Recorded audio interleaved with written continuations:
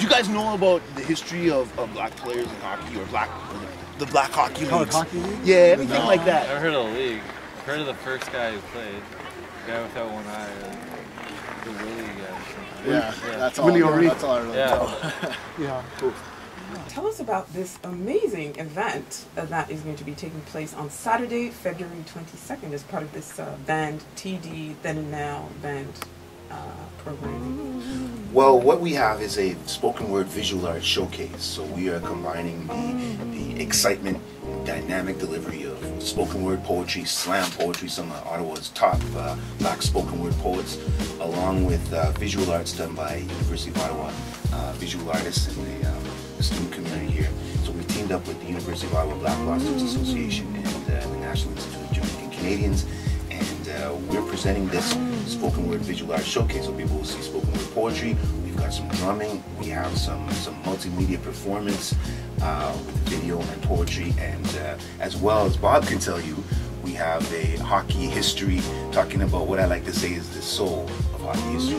And certainly Bob can speak to that.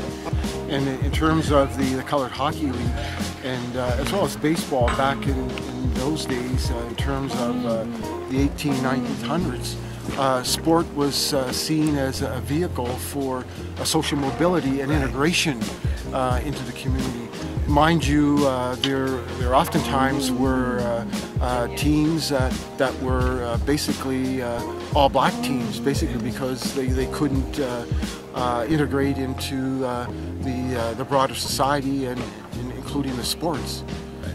Yeah, so it's yeah. I'm excited about the event on the 22nd.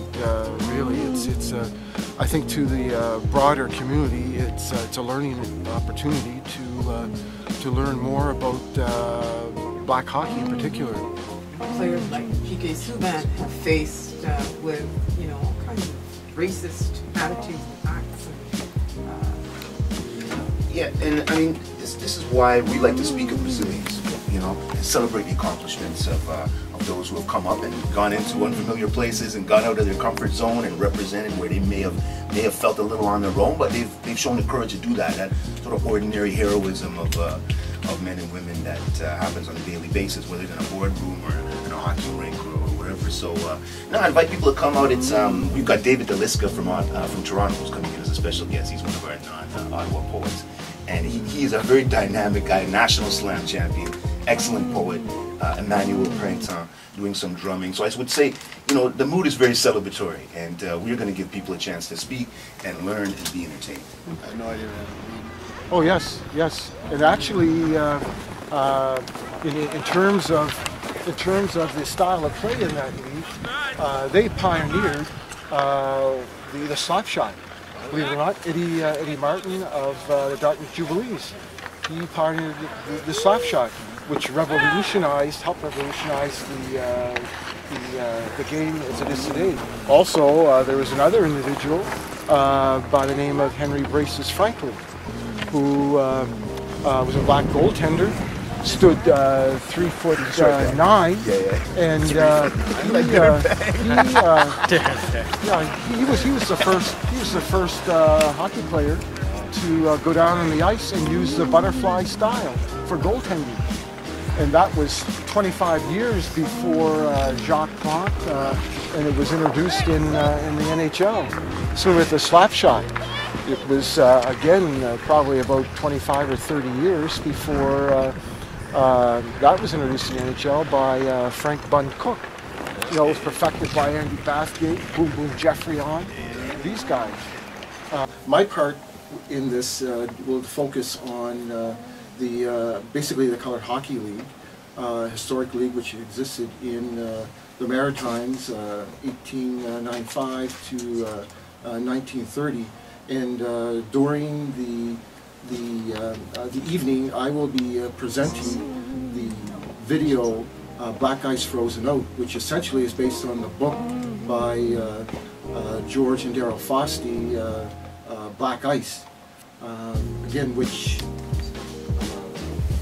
reveals the history of the Colored Hockey League, and more importantly, the contributions that have been made by individuals that have played in that particular league. Sports often acts that way, as a metaphor, a symbolic way for a community to understand itself and celebrate its accomplishments and identity. And, it's a cultural celebration and reminder of who you are. So, for example, on the ice out here, we got a guy with a Stevie Yzerman jersey.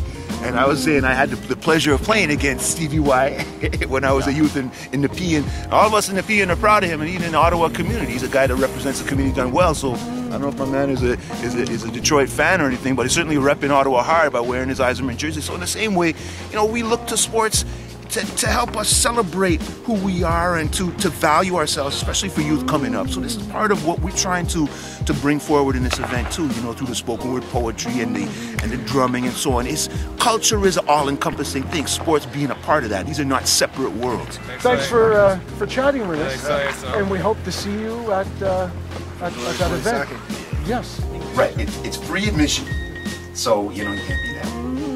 And it's 6:30 to 9:30 p.m. Saturday, February 22nd, University of Ottawa, Alumni Auditorium is right in the University Center.